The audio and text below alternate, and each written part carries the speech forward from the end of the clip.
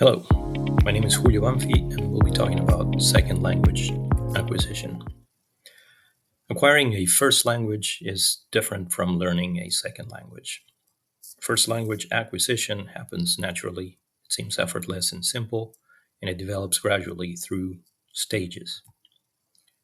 Whereas learning a second language depends on several factors, such as the learner's characteristics in terms of age, their previously learned languages, the environment in which they're learning, what is the balance between the first language and the second language that they're now learning, how nurturing is that environment for them, and how big of an immersion they are learning that language in. There are several theories to talk about second language acquisition. We're going to talk about Krashen's 5 hypotheses for language acquisition first. Krashen talks about a natural order hypothesis. He mentions that second language, is learned in a specific order, no matter what language we're learning. He differentiates between acquisition and learning, similar to what we previously said. Acquiring a language seems natural, it happens effortlessly, and we want our learning second language to be as similar to acquiring a first language as possible. He talks about a monitor hypothesis, in which internally we have a monitor that's checking on when we are speaking correctly or not, and helps us learn and correct our language use. Krashen also talks about the input hypothesis, saying that the input that we learners receive should be at an adequate level of difficulty according to our learning stage. And finally, he talks about an effective filter, which means if learners are emotionally or affectively not in a good stage, then they will block learning the language. And conversely, if they're in a good emotional state, they're motivated, then they will learn quickly. What does this mean for our classroom? We should strive to create a student-centered environment. We should provide opportunities for students to work and learn inductively. We should use input within their developmental stage. We should talk in a way that they can understand. And we should, as much as we can, boost their motivation and confidence and reduce their anxiety. Cummins is another theoretician, very well known. He talks about a common underlying proficiency theory. He states that our first language and our second language share underlying proficiencies. These proficiencies can be transferred from our first language to our second language, expediting our learning. So the more developed our first language, the easier it will be for us to learn our second language. Cummins also talks about basic interpersonal communicative skills. These are the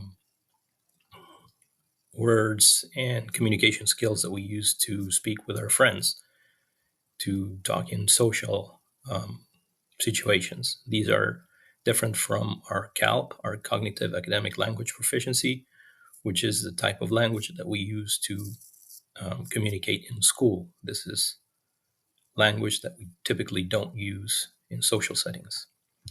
What does it mean for our classroom? We should not assume that students who are fluently in their use of social language can manage academic language. We need to teach academic language actively, and we should, because language can be transferred from the first to the second language, we should use language transfers opportunities as much as possible. There are 5 stages of language acquisition. Learning a second language starts with a silent or pre-production stage. Children are mostly silent observing. They will interact by pointing, gesturing, and they will initially understand about 500 receptive words. What can we do? In our classroom, we should use visual aids, pictures, and anchor charts. Stage two, called early production, students will begin to speak in one or two word sentences. They can respond simple questions such as who or what, and their language has increased significantly to about 1,000 words. We can provide sentence stems for students. We can provide with questions and labels for them to show their understanding. Stage three, called speech emergence, students can understand short questions, answer with short, simple phrases, and understand approximately 3,000 words. We should ask them open-ended questions to get them talking as much as possible. Stage four, called intermediate language proficiency, students can produce longer and slightly more complex sentences.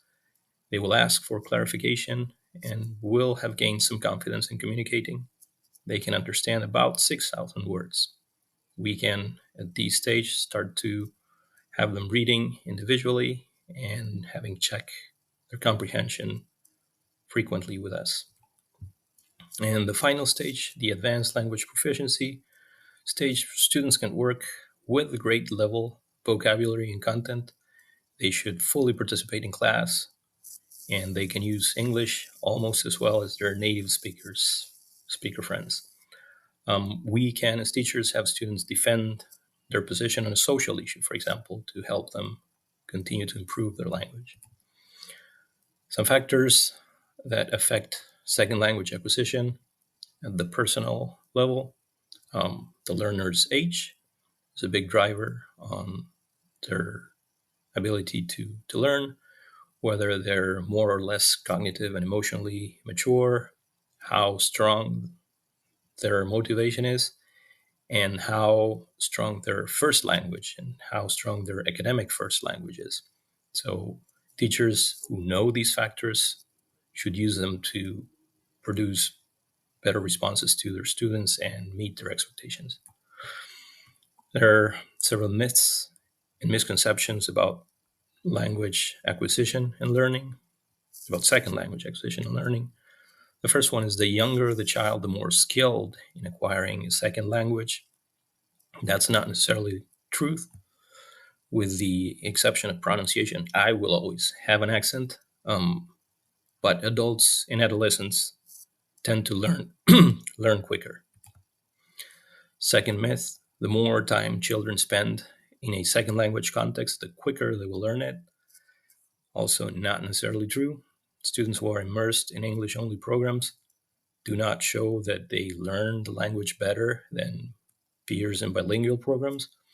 Also, we should not take away the support in their home language before the students are ready. If our students speak Spanish, for example, and we can help them with Spanish, we should do so.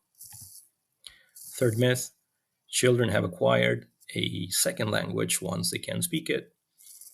Again, we should remember that PICS, that interpersonal communication vocabulary, does not mean that our students can fully engage academically in the classroom. And finally, social linguistics. Social linguistics, a science that focuses on the role of language in society. The way we use our language reflects behavior, reflects beliefs. It has a social significance. So social linguistics talks not about what people say, but how they say it. And it acknowledges that people use language to show who they are and who they are becoming. And this is key for young people. So teachers should, as much as they can, strive to have deep cultural knowledge of their students, who their friends are, what their language is reflecting, what they are trying to say. Thank you so much.